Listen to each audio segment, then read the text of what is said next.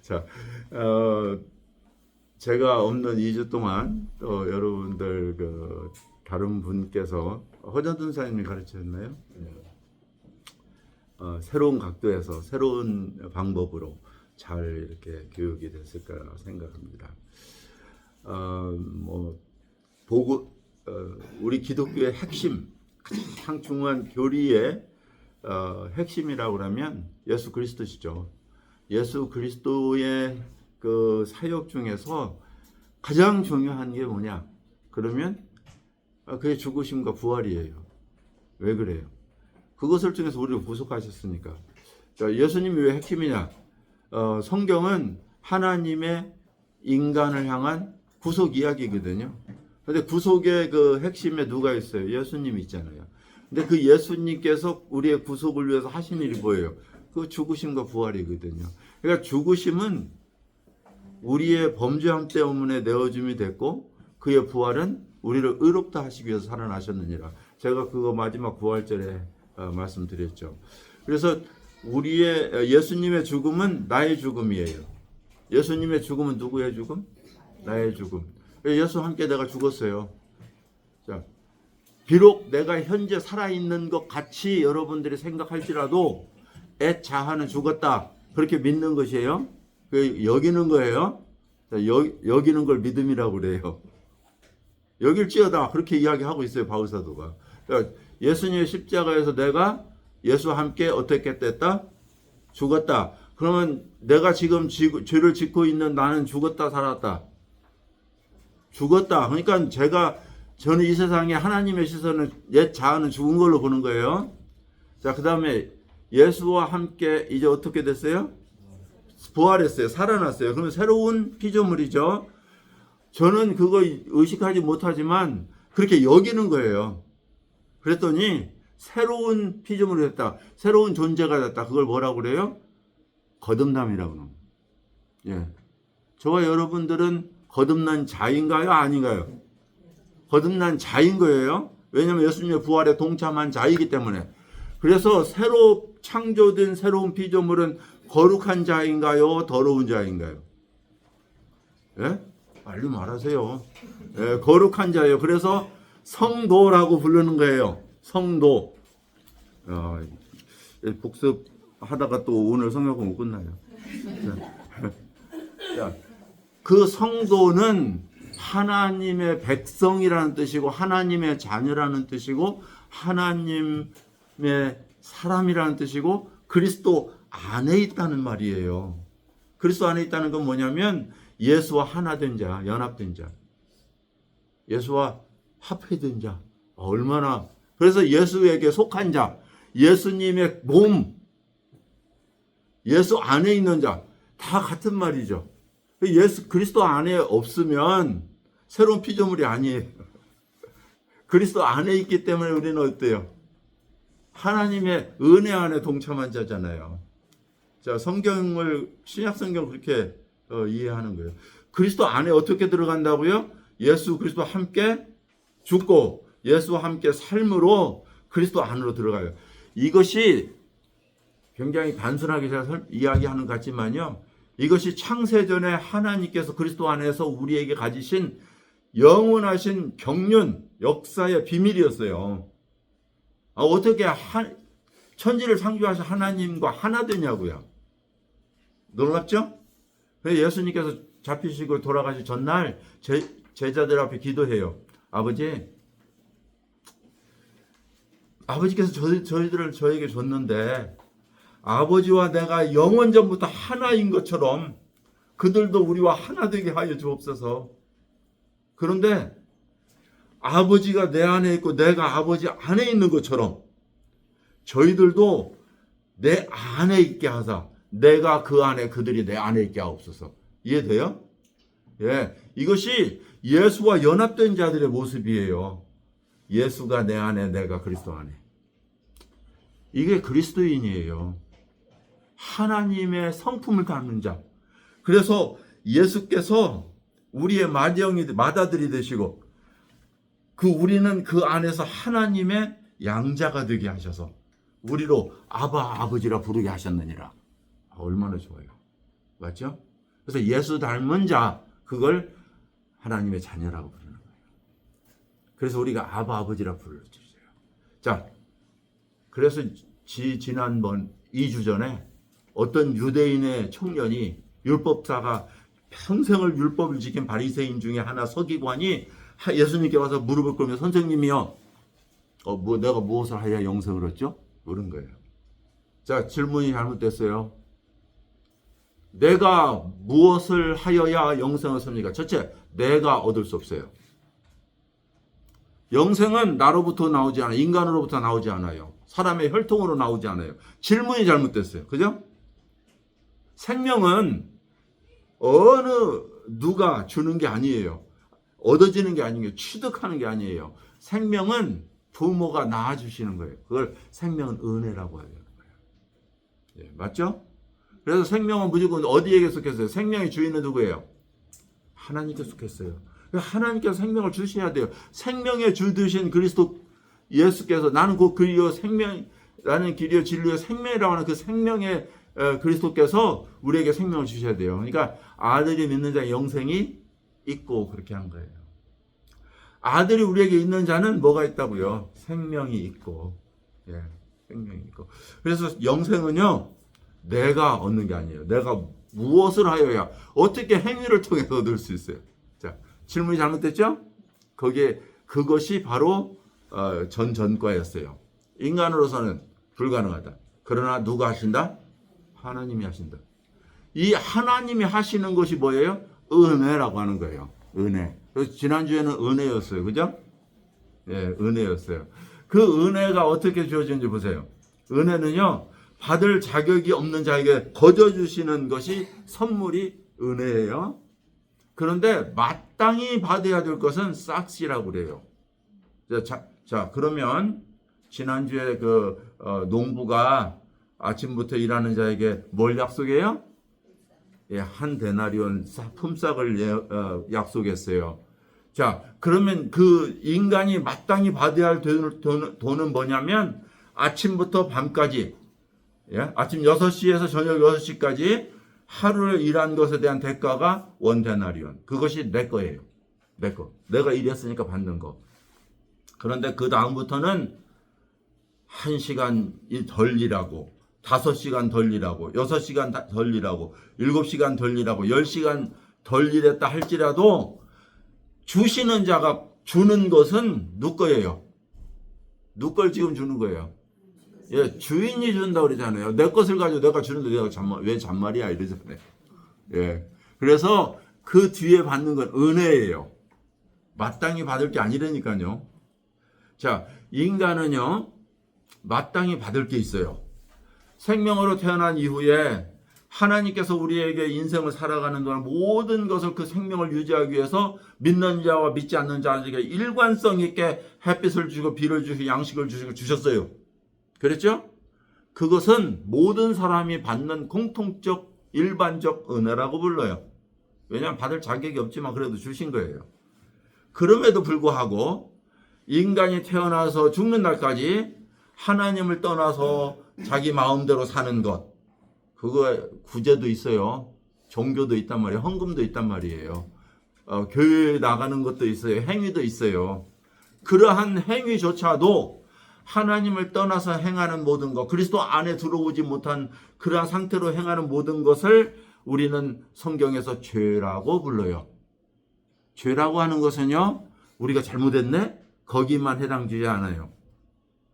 하나님을 떠나서 행하는 모든 행위, 비록 그것이 선행이다 할지라도 하나님을 떠나서 행하는 모든 행위는 죄예요. 그러면 죄의 싹은 뭘까요? 사망이에요. 심판이에요. 자, 그래서 인간이 받아야 될 마땅한 대가는 뭐다? 예? 심판이다. 그래서요, 아침부터 태어날 때부터 죽을 때까지 인간이 하나님 앞에 심판에 섰을 때 마땅히 받아야 될 대가는 정죄, 그리고 그 정죄에 대한 결과는 심판. 예. 자, 여기에 대해서 할 말이 있어요, 없어요? 어느 누구도 하나님 앞에 그거 반항할 수 있어요, 없어요? 없어요. 바리새인들이 반항했다니까요. 왜 저 죄인은, 왜 저 세리는, 왜 저 창녀는 구원받을 수 있다고 해요? 그때 말씀하신 거예요. 내 것을 가지고 내가 주는데 이걸 뭐라고 한다고요? 은혜라니까. 그것이 지난주 이야기예요. 그래서 구원은요, 행위가 아니고 하나님 것 가지고 거저 주는 거, 이것이에요. 그러니까 공평하고 은혜를 다르게 보면 안 돼요. 공의는, 하나님의 공의는 뭐예요? 모든 사람 하나님 앞에서 일반적으로 정죄함을 받았다. 이게 공의예요. 마땅히 받아야 될 대가. 거기에 대해서 할 말이 없다니까요. 모든 사람이 입 막으려고 했다니까요. 그것을 정확하게 지적해 주는 게 뭐냐면 율법이에요. 우리는 마땅히 범죄한 자로서 하나님 앞에 설 수밖에 없습니다라고 우리에게 드러내 주는 것이 뭐라고요? 우리는 죄인이라고 저 마땅히 정죄를 받을 수밖에 없는 존재라고 나를 드러내 주는 것이 뭐라고요? 율법이라니까요. 그 율법 앞에 우리는 하나님의 공의가 드러나요. 공의가. 그 하나님의 공의는 마땅히 받아야 될 대가다. 이게 공평하신 하나님이에요. 공평하신 하나님이, 이거 공평은 정죄예요. 근데 은혜는 공평하지 않아요. 이해되시죠? 은혜는 공평하지 않아요. 왜 그래요? 그럼 은혜 되지 않잖아요. 맞죠? 네, 맞아요. 공평하게 받아야, 정죄받아야 마땅한 우리들에게, 믿는 자에게, 선택된 자에게 뭐예요? 은혜를 베풀어 주세요. 은혜를. 그래서 너는 내 아들이라. 내가 너를 구속했다. 너는 나를 사랑하는 아들 자녀다. 그게 놀라운 거예요.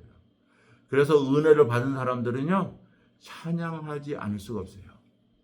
이 사실을 깨달은 바울 사도는 너무나 하나님께 놀라워서 찬송하리로다라고 외치는 거예요. 예. 그 영광의 기업, 그걸 바라보면서 그 은혜를 찬송할 수밖에 없다 이야기했어요. 또한 베드로도 마찬가지예요. 베드로 전서를 쓰면서 찬송하리로다 이렇게 시작하는 거예요. 저와 여러분의 찬송은요, 그냥 찬양해야 되니까 그게 아니에요. 진정한 내 자아가 하나님 앞에 어떠한 존재였는데 나를 어떠한 존재로 변화시켜 주셨는가를 경험한 자들이 하나님의 존전 앞에 무릎 꿇고 기도하는 거예요. 찬양하는 거예요. 높이시는 거예요. 자, 그걸 더 깊이 할수록 어떻게 했어요? 하나님의 복음 앞에 더 깊이 할수록, 더 젖어줄수록 우리는 찬양이 많아져요. 감사가 많아지는 거예요. 그래서 성경을 알아갈수록, 하나님을 알아갈수록 하나님 앞에 깊은 헌신이 나온다. 감사가 나온다. 자, 오늘 이제 돌아가요. 그 뒤에 어떤 이야기가 이제 시작되느냐면요, 예수님의 십자가의 사건이 시작돼요. 지금 우리는 초반에는요, 전부 다 갈릴리에서 있었던 사건들이에요. 가버나움을 기점으로 해서 이방인들에게, 이방인을 포함한 의진 갈릴리의 유대인에게 버림받았다고 흔히들 이야기하는 수불론 땅, 납달리 지경, 그곳에서 예수님이 사역을 하셨어요. 무시되었던 지역이에요. 그러다가 이제 예루살렘으로 내려오셨어요. 왜 그래요? 죽을 때가 되셨어요. 예수님께 죽을 때가 되셨어요. 갈릴리에 내려오니까, 예루살렘에 내려오니까 그 갈릴리 지역까지 파견했던 그 바리새인과 서기관들이 그에게 와서 계속적으로 이제 질문해야 되는 거예요. 그것이 지금 19장, 20장, 21장 계속되는 거죠. 16장 이후에 예수님이 제자들에게 너희들은 강인자를 아니고 인자를 누구라 하느냐, 누구라 하느냐 물어봤죠. 그리고 나서 강인자 권사님이 제가 있는 게 좀 부끄럽대. 왜냐하면 제가 이런 소리를 자꾸 하니까 그러겠죠. 자, 인자를 누구라 하느냐라는 질문에 뭐예요? 주는 그리스도 살아계신 하나님의 아들이라는 위대한 고백한 뒤에 예수님께서 가버나움의 빌립보 지역에서 어디로? 예루살렘으로 내려오셨어요. 그때부터 내가 죽어야 되겠다는 거예요. 예루살렘에 가서 내가 죽어야 되겠다는 것을 가르치기 시작했어요. 이 20장은 세 번째, 내가 순환을 받고 부활해야 되겠다는 세 번째 말씀하시는 내용이 기록되어 있어요. 자, 21장의 내용은요. 첫 번째, 예수님이 십자가에 처형되기 전 한 주간의 사건을 기록하셨어요. 자, 어떻게 시작하냐면요. 예루살렘 한 주간이면 7 days. 그렇죠? 그 7 day에 무슨 일이 있었느냐면 맨 처음에 하신 것은 6월절 일주일 전이에요. 예수님이 십자가에 죽으시기 전 일주일 전. 맨 처음에 무엇을 하냐면 예루살렘 성전을 예루살렘으로 입성하셔서 그게 주일날이에요. 예루살렘 입성이 1절에서 11절. 우리는 이 예루살렘 입성하는 것에 대해서 많이 공부해 왔어요. 이스라엘 백성들이 종려나무 길을 깔고 나귀가 그걸 걸어가면서 호산나 다윗의 자손이여 주의 이름으로 오시는 찬양할지어다 하고 외치는 그런 장면이죠. 그 6월절에 메시아가 들어오셔요. 많은 사람들이 호산나 하면서 찬양해서 다윗의 자손이여, 이거 완전히 메시아를 기다렸던 온 유대인들이 찬양하는 거예요. 이스라엘 백성 그 종교인들이요, 조용히 시켜, 밀란이 일어나, 안 된다, 조용해라 막 자꾸 그러니까 예수님 뭐라고 해요? 그들이 소리 지르지 않으면 저 돌들이 소리 지를 것이다, 이렇게 이야기하세요. 한 번도 자기를 찬양하라고 한 적이 없었던 그분이 돌들까지도 소리 지를 거라고 하는 말로 그것을 받아들이세요. 두 번째 무엇을 하냐면요, 성전에 들어가셔서 숙청하세요. 유대인들은요, 이 세 가지 명절에, 특별히 이 6월절과 오순절에는 온 지경에 있는 노마까지, 그리고 아프리카 이디오피아까지, 그 페르시아까지 온 지경에 흩어져 있는 그 디아스포라 유대인들이 이곳에 와서 예배드리는 날이에요. 오셨는데 그 사람들이 양을 가지고 올 수가 없죠. 소를 가지고 올 수가 없죠. 그래서 그들은 돈을 가지고 왔어요. 그들이 흔히 사용했던 노마의 동전이에요. 노마의 동전에는 뭐가 있다? 가이사의 얼굴이 있었어요. 그러니까 하나님 앞에 드릴 수가 없죠. 그래서 노마의 그 돈은 무엇으로 바꿔야 돼요? 먼저 이스라엘 돈으로 바꿔야 돼요. 그 환전이라고 그러죠. 환전하면서 돈 떼어 먹고 스스로 받아 먹고 누가 해요? 제사장들이.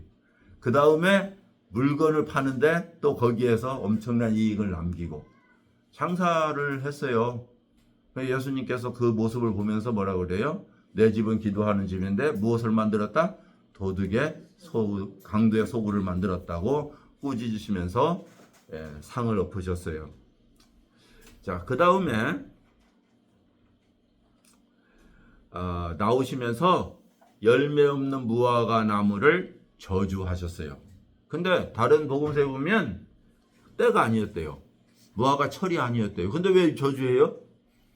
무화과 열매가 지고 나면 그 다음에 잎사귀가 자라는데 무성한 잎사귀 나무를 보면서 저주했대요. 열매 없다고. 말이 안 되잖아요. 그러면서 나중에 마지막 때를 이야기하니까 무화과 나무의 비유를 배우라 이야기를 해요. 잎사귀가 무성해지면 여름이 가까운 줄 아나니, 이상한 이야기를 하세요, 예수님이. 그 이유는 뭐냐면 구약 성경에서 열매 맺는 나무를 누구로 상징해요? 이스라엘 백성으로 상징했어요. 그래서 올리브나무, 그 다음에 포도나무, 그 다음에 무화과나무는요, 이스라엘 하나님의 백성으로 상징했다니까요. 그래서 비록 무화과에 소출이 없으며, 그죠? 포도나무 열매가 없으며, 이 이야기를 하신 이유는 뭐냐면, 그리고 감람나무의 기름, 이 세 가지는요, 이스라엘 백성들에게 땔감으로 쓸 수 없는 아주 형편없는 나무들이죠. 그런데 그 나무들을 왜 하나님께서 백성으로 인정하시냐면, 하나님께서는 열매를 구하신다. 열매를 구하신다. 땔감을 구하는 게 아니에요. 그 나무의 울창함을 기록하는, 다 나무마다 그렇게 형편없어요. 그 모양들은. 그럼에도 불구하고 거기에 열려지는 열매를 기대하셨다. 그런데 철이 아닌 이스라엘 백성들에게 뭐예요? 열매를 기대하셨다? 아니잖아요. 그런데도 불구하고 저주하셨어요. 이것은 무엇이냐면 하나님께서 이스라엘 백성들이 때가 있음을 말씀하시는 거예요. 이스라엘 백성을 버리시고 이방인에게 열매 맺게 기대하시는 그 마지막 때를 하나님께서 예언하세요. 자, 이 부분은 3주 후에 아마 마지막 때에 대한 24장에 가서 공부할 거예요. 잠깐만 2주 후에 공부할 거고요. 그래서 열매와 믿음이 결여된 이스라엘 민족을 상징하고 있다. 여기까지만 알아놓으시면 되겠어요. 그 다음에 이제 오늘 본문인 23절에서 32절에 예수님의 권위에 대한 부분이에요. 자, 예루살렘 입성하셨죠? 온 성이 떠들썩하더니 갑자기 성전에 와서 막 비둘기를 쫓아내고 상을 엎으시고 돈 바꾸는 자를 막 책망하시고 짐승을 쫓아내시고 해서는 안 되는 그 제사장들이 하고 있는 고유의 일들을 망쳤잖아요. 그래서 거기에 대한 권위 다시 질문하세요. 너 무슨 권위로 무슨 자격으로 이렇게 행하지? 하는 거예요. 자, 이후에 예수님께서 성전에 들어가서 가르치세요. 자, 23절. 사실은 오늘 권위에 대해서 이 세 가지로 오늘 공부하게 되겠죠. 도전받는 권위, 교재 보세요. 인정받는 권위, 두 가지네요.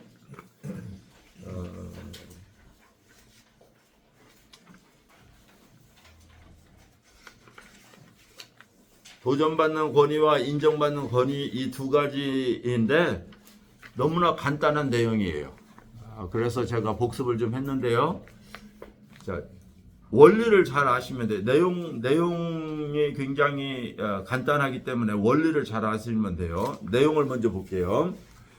자, 성전에 들어가셨는데요. 그리고 대제사장과 백성들의 장로들이 나와서 질문해요. 너 무슨 권위로 이런 거 하고 있어? 누가 너에게 그런 권세를 줬어? 이야기해요.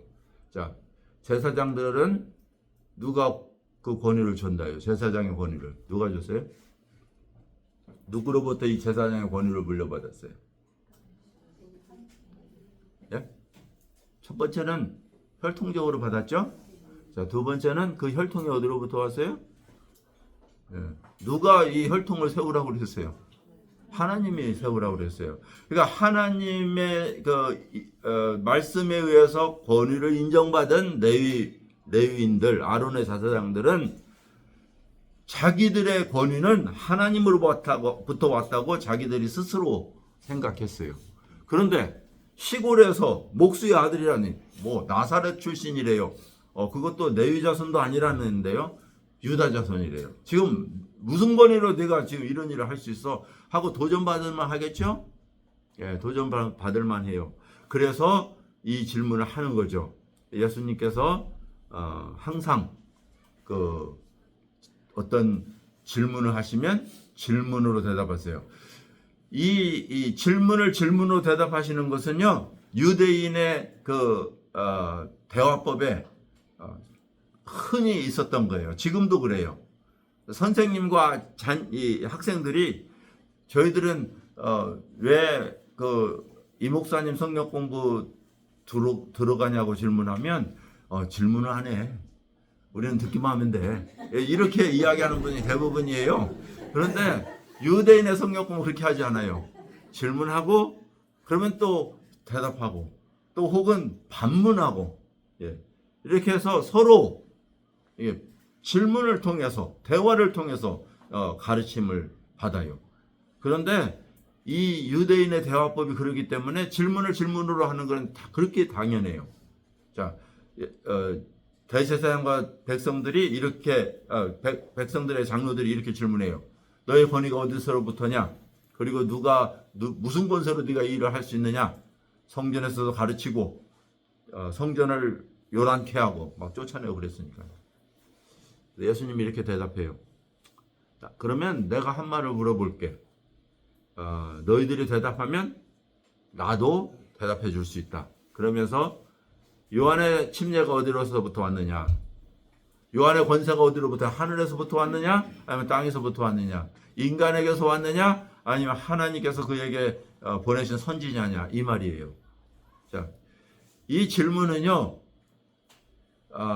이 백성들의 리더들에게는 굉장히 도전이 됐죠. 왜냐하면 요한을 마지막 때의 선지자로 백성들이 믿고 있었어요. 그 시대에는 많은 선생들이 있었는데요. 특별히 요한처럼 이렇게 그 광야에서 살면서 백성들을, 제자들을 모으고 가르치는 그러한 선생들을 유대인들은 레바이라고 불렀어요. 그리고 선생 혹은 주라고 부르기도 했어요. 그러한 선생들의 가르침은요, 하나님께서 보내신 자라고 인정된 자들만 그렇게 부를 수가 있어요. 그런데 요한은 그 시대에 아주 놀라운 하나님께 돌아오라는 회개의 외침을 외쳤던 자죠. 그래서 관민이 그에게 나아가서 침례를 받았어요. 회개의 침례예요. 그 침례는요, 굉장한 영향력을 가지고 있었어요. 사도행전에 보면 사마리아 사람들이 누구의 침례를 받았다? 요한의 침례까지 받았다. 그래 예수 그리스도를 알지 못했다. 그런 글을 읽어요. 거기까지는 괜찮아요. 그런데 아볼로라는 사람이 있어요. 기억하세요? 에베소에서 가르치고 있었는데 어떤 침례를 전했다? 하나님 말씀에 능통한 자인데 그 능통한 사람이 하나님의 말씀을 요한의 침례까지만 가르쳤다는 거예요. 이거 뭐예요? 구약 성경을 율법서와 모든 성경에 이루어져야 될 것을 요한의 침례를 통해서 완성했다고 하는 것을 하나님의 말씀으로 가르쳤다는 거예요. 거기는 어디에서 있었던 거예요? 이방 땅인 에베소에서. 그래서 브리스길라 아굴라가 아볼로를 만나서 자세히 풀어 누구를? 예수 그리스도에 대해서 가르쳤어요. 그랬더니 그가 확실히 깨닫고 유력하게 하나님의 말씀을 이겼다라고 이야기했어요. 그러니까 이 아볼로의 변화는요, 기독교사에 굉장히 큰, 초대교회에 큰 역사를 이루어줬어요. 근데 그걸 누가 했어요? 아볼로가, 근데 아굴라가 했어요. 브리스가 아길라가. 그 아굴라는 누구예요? 바울 사도의 동역자잖아요. 천막을 같이 만들었던 사람이잖아요. 그런데 아볼로는요, 예수에 대해서 몰랐다니까요. 그런데 누구까지 알았다고요? 요한의 침례까지 알았단 말이에요. 그러니까 요한의 침례는 이미 에베소까지 전파되고 있었단 말이에요. 에베소까지. 그러니까 유대인들은 이 온 로마에 흩어져 있었던 디아스폴라, 흩어진 유대인들은 이미 요한이 하나님으로부터 보내신 선지자라고 하는 걸 알고 있었다니까요. 그러한 그 요한을 지금 예수님이 인용하고 있어요. 요한이 하나님께서 보내니 아니면 그 스스로 온 거니? 그랬더니 뭐라고 이야기해요? 우리가 알지 못하겠다. 왜 알지 못한다고 이야기해요? 사람에게서라고 그러면 백성들이 그거 하나님부터 왔는데? 라고 밀란이 일어날까봐 두려운 거예요. 자기들 인정하지 않을까봐. 그래서 예수님께 뭐라고 이야기해요? 우리가 알지 못하겠다. 이렇게 대답해요. 알지 못했겠어요? 알았죠. 그들 스스로 알았죠. 그럼에도 불구하고 그걸 부인한 거예요. 왜 그래요? 침례 요한을 인정하면 침례 요한이 증거한 누구를 인정해야 돼요? 예수를 인정해야 되기 때문에 그래요. 그래서 우리는 알지 못한다 이야기한 거예요. 그러니까 예수님은 뭐라고 이야기해요? 나도 그러면 너한테 이야기 안 해줄게. 이렇게 대답하신 거죠. 자, 대제사장은 종신직이에요. 종신토록 하고 죽기 전에 안수하고 넘겨줘야 돼요. 그런데 이 시대는요, 대제사장이 가야바였어요. 그 전 대제사장은 안나스예요. 그런데 그 안나스는 누구냐면 현재 제사장인 가야바의 장인이에요. 그러니까 사위한테 넘겨준 거예요. 여러분 이 이야기는 뭐예요? 세습 그냥 일찍 세습하고요.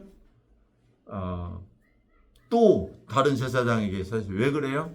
그러면은 연금처럼 자기는 평생 대제사장으로 인정받고 살아요. 그러니까 어때요? 빨리 넘겨줄수록 좋죠. 얼마나 못됐어요. 예. 우리 교회 원로 목사님이 셋, 넷, 다섯 돼가지고 다 해놓고 담임 목사님이 그분들 월급 주는 거와 똑같아요. 예. 그리고 우리 교회 원로 목사님이십니다. 이렇게 하는 거예요. 그러한 아주 그 편법적인 그 종교를 가지고 있었어요. 장로들, 백성들의 장로들, 여기서 이야기하는 거 뭐냐면요. 70명의 그 사내들인 그 일종의 내각 장관급 민중의 그 관리인들이에요. 그들은 바리새인과 서두개인으로 구성되어 있었어요. 딱 35명씩 나누어서 구성됐다. 그렇게 볼 수 있어요. 이러한 그 민중의 그 리더들이 예수님을 책잡으려고 하고 있어요. 근데 이것은 예수님이 알고 있을까요? 모를까요? 이미 알고 있었어요. 그리고 이들에 의해서 죽어야 된다는 걸 제자들에게 이미 이야기한 거예요. 맞죠? 그래서 지금 죽으러 오셨어요. 이들과 함께 지금 그것을 이야기하면서 이렇게 도전하고 있는 이것이 결국은 내가 죽음으로 갈 것이라는 걸 알고 있어요. 그럼에도 불구하고 예수님은 묵묵히 그것을 그 시간을 그들과 함께 하고 있는 거죠. 자, 예수는요 인간으로부터 어떤 권위도 인정받을 필요가 없어요. 이게 굉장히 중요한 부분이에요. 왜 그래요? 요한복음에 보나요? 나를 증거할 자는 누구시다? 나를 보내신 아버지시다. 왜 인간에게 내가 증명받아야 돼요? 네. 내가 너희들한테 인정받을 필요 없어. 그것이 예수님의 권위예요. 그렇죠? 근데 그 권위를 인정하는 것은 왜 필요해요? 그러면 여러분 권위를 인정한다는 것은 무엇을 의미할까요? 하나님을 하나님으로 인정한다는 건 무엇을 의미할까요? 예? 하나님을 하나님으로 인정하는 것은 믿음이에요. 맞죠? 예. 믿음이 없이는 하나님의 권위를 인정하지 않습니다. 그래서 이 권위는요, 하나님의 위치에 하나님을 올려놓는 거예요. 그게 중요한 거예요. 그래서 하나님을 하나님으로 창조주로, 그래서 공부한 날에 이르기 전에 누구예요? 너희 창조주를 기억하라는 것은 뭐냐? 인정하라 그 말이에요. 인정하라. 그래서 믿음은 곧 그의 권위를 인정하는 것이다. 하나님의 모든 계심과 그 어떠하심을 인정하는 거예요. 그래서 하나님에 대한 신뢰는요, 그의 권위, 그의 능력, 그의 어떠하심, 그의 존재, 그의 성품, 그것을 인정하는 거예요.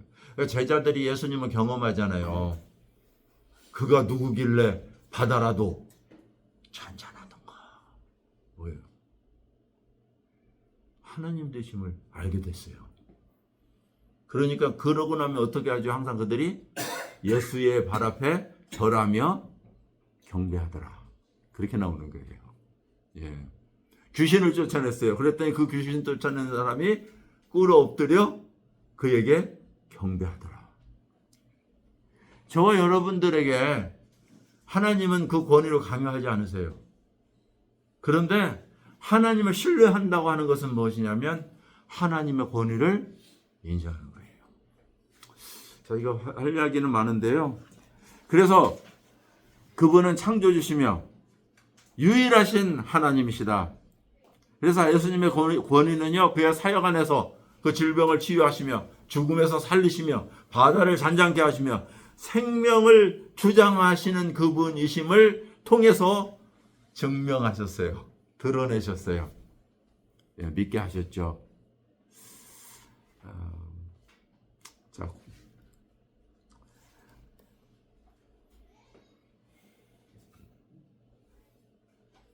근데 그 다음이 뭐냐면요, 예수님이 비유를 통해서 말씀하세요. 한 사람이 두 아들이 있는데요, 마다들에게 이르러서 포도원에 가서 일하라고 그랬대요. 그랬더니 29절이죠. 예, 가겠습니다. 그리고 가지 않았대요. 근데 둘째 아들은 나 싫어요. 내가 왜 밭에 가서 일해야 돼요? 꼭 우리 형제를 보는 것 같아요. 예, 우리 형은 가겠다고는 한 번도 안 가고요. 이러면 안 돼요. 녹음까지 했는데. 저는 가기 싫어요. 그랬다가도 가요. 예. 가서 일만 실컷 나고 뉘우치고 갔는데, 자, 둘 중에 누가 아버지의 뜻대로 했다고요? 예, 둘째였다는 거죠. 자, 우리 아버지의 뜻에 우리 큰형은 항상 말 안 듣었다, 그 말은 아니에요, 여러분. 내가 이거 녹음하다 잘못 이야기했어요. 누구의 아버지 뜻대로 했냐? 그러니까 둘째 아들입니다. 예수님께서 말씀하시기를, 내가 진실로 너에게 이르노니 창기와 세리들이 너희보다 먼저 하나님의 나라에 들어가리라. 그러면 첫째 아들은 누구라는 거예요? 장로, 제사장, 대제사장 너희들이야. 너희들 하나님 뜻대로 산다면서. 그런데 왜 하나님의 권위를 인정 안 해? 이해되시죠? 하나님의 권위를 인정하는 건 무엇이다? 신뢰다. 믿음이다. 예, 이해되시죠? 비유를 통해서 쉽게 이야기하신 거예요. 예. 창기와 세리들은요, 하나님 뜻도 몰랐어요. 싫어요 하고 살았어요.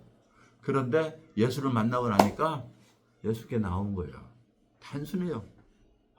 예수님을 믿는 거, 따르는 거, 이것이 하나님의 권위를 인정하는 거구나.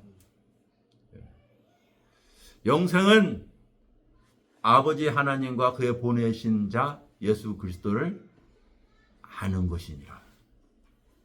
단순해요. 그 요한복음 17장 3절이 그렇게 돼 있죠? 3절이 그거예요. 영생은요, 하나님 본위, 그리고 그의 본이신 자 예수 그리스도를 인정하는 거예요. 아는 거예요. 참 너무나 단순해요.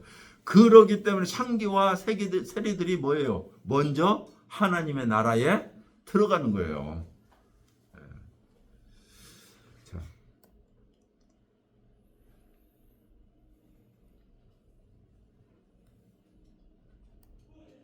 자, 그러면 제가 지난번에 지나가 버렸어요. 제가 그것에 대해서 좀 이야기를 해야 될 것 같은데요.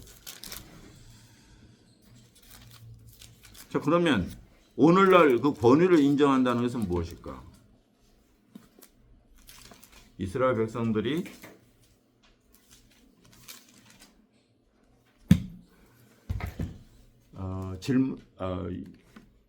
바리새인들이 와서 질문을 해요. 우리가 가이사에게 세를 바치는 것이 옳으니까? 라고 질문해요. 옳습니까? 그럽니까? 라고 질문해요. 그죠? 그때 예수님 뭐라고 대답했어요? 네, 가이사의 동전을 나에게 보여다오. 보여줬어요. 여기에 무엇을 보지? 가이사의 그 동전에서 무엇을 보지? 하고 물어봐요. 그랬더니 뭘 봤다고요? 가이사의 얼굴을 봤어요.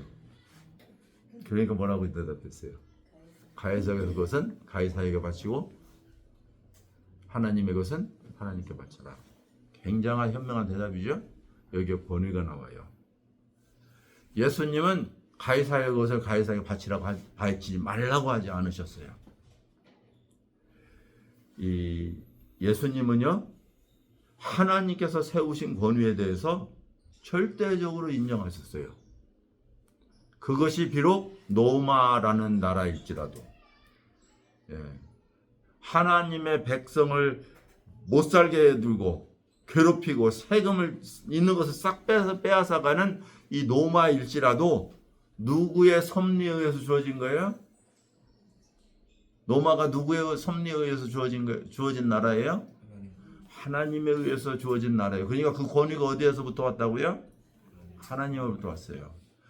하늘에서 주어진 모든 권세를 복종하라고 하는 것은요, 로마서에 나와요. 로마 백성에게 썼다니까요. 14장. 로마서 14장. 모든 권세에게 복종하되. 베드로, 소아시아에 있는, 지금 터키 땅이죠. 소아시아에 있는 그 교회들에게 편지해요. 그런데 너희의 믿음의 평안을 위해서 위에 있는 권세에게 복종하라고 기록해요. 자, 그 권세는 누구냐면요, 이스라엘 나라의 권세가 아니었어요. 이것을 우리는 역사를 보는 관점이 굉장히 중요해요. 하나님께서 다니엘에게 환상을 보여줘요. 그 전에는 물론 느부갓네살에게 환상을 보여줬죠. 이방인의 왕에게 환상을 보여줬고요. 그 다음에 다니엘에게 환상을 보여줘요. 동일한 환상이었어요. 그 환상은 뭐였냐면 바벨론 이후에 다른 한 왕이 나와서 바벨론을 멸망시킬 것이다는 환상이었어요. 그 환상은 바벨론처럼 거대한 왕국이 없었어요. 정말 이 성곽이 무너뜨릴 수 없는 성곽이었다니까요. 이 성의 높이가 몇십 층의 건물에 이 성벽 위에 그 길은 4차선의 도로가 달릴 만큼 성벽곽 위에 길이 뚫려 있었어요. 그거 어떻게 뚫어요? 뚫을 수 없어요. 제가 이제 방금 보고 온 그 성곽만 봐도요, 도저히 그냥 한 10m만 쌓아놔도 그 밑에 갔으면, 야, 이거 어떻게 뚫었을까? 생각이 안 날 정도예요. 근데 그 정도가 아니라니까요, 이 바벨론 성곽은. 딱 하루 만에 뚫렸어요. 하루 만에. 페르시아에 의해서. 고레스 왕. 근데 왜 고레스한테 점령당해야 돼요? 발사살이 향연을 베풀고 있었죠. 그런데 손가락이 나와서 메데메데 데게 우라신이라고 썼잖아요. 그 글을 쓰는 그날 밤에 고레스 왕에 의해서 점령당했어요. 왜 그렇게 됐어요? 하나님이 계획하셨고 이미 말씀하신 거였으니까. 네. 물론 거기에 어떻게 된 거 그 역사 이야기는 참 재미있고 그러지만 다 이야기할 수 없어요. 자, 그렇게 점령당한 페르시아가 천년 만년 갈 줄 알았어요. 그런데 이 페르시아가 세력을 넓혀가면서 헬라라고 하는 제국의 조그마한 형편없는 나라였어요. 마게도니아라는 땅이에요. 거기 점령 갔다가 실패를 해요. 해전에서 몇십만 대군 이끌고 갔다가 불과 3만에게 패망당한다니까요. 그리고 돌아왔어요. 돌아오고 두 번 실패한 뒤에 이 재물을, 그러니까 군량미를 걷어들이기 위해서 파티를 열어요. 쉽게 말하면 펀레이징을 했단 말이에요. 각 지방 방백들을 모아다가. 그것이 바로 에스더서예요. 예. 그 에스더서에서 군량미를 하기 위해서 방백들을 모아다가 지방 그 왕들이죠. 모아다가 파티를 하는데 그때 돈을 내겠다고 그 5만 달란트를 약속하는 것이 하만이에요. 하만. 그래서 유대인들을 죽일 수 있는 권한을 받잖아요. 그런 역사적 배경 속에서 이 페르시아가 너무나 그 영광을 누릴 줄 알았죠. 그런데 누구에게? 헬라의 알렉산더에게 망한다니까요.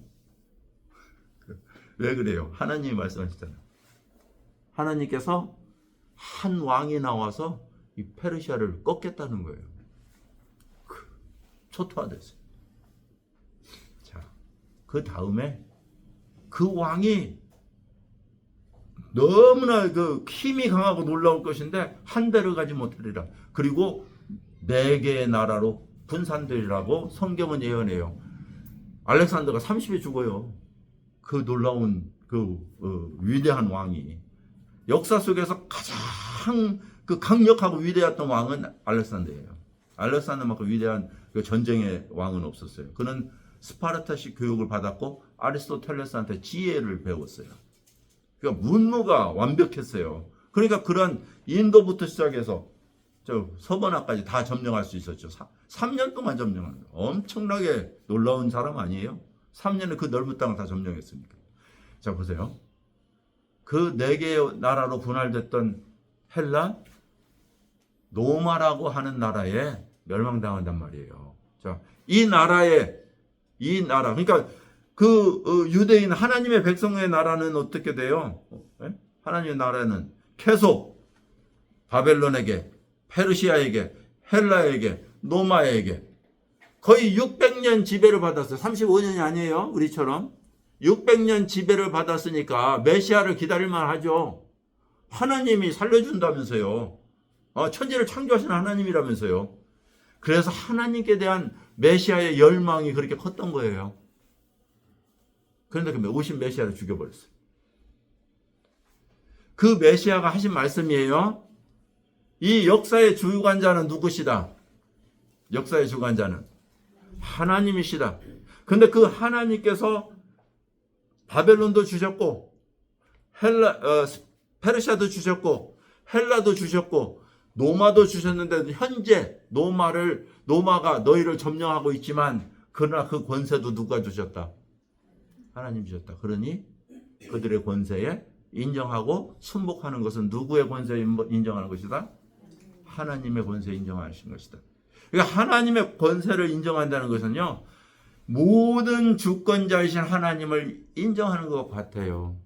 자, 그러면 제가 좀 극단적인 예를 듭시다. 시진핑이 주장하고 있는 공산국가인 중국은 그 권세를 누가 주셨을까요?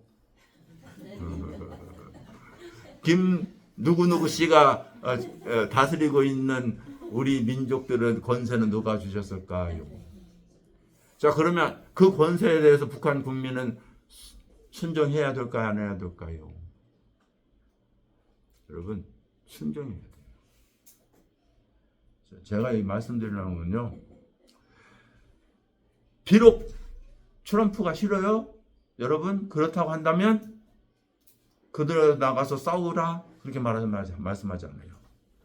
그를 위해서 기도하라 그렇게 해요.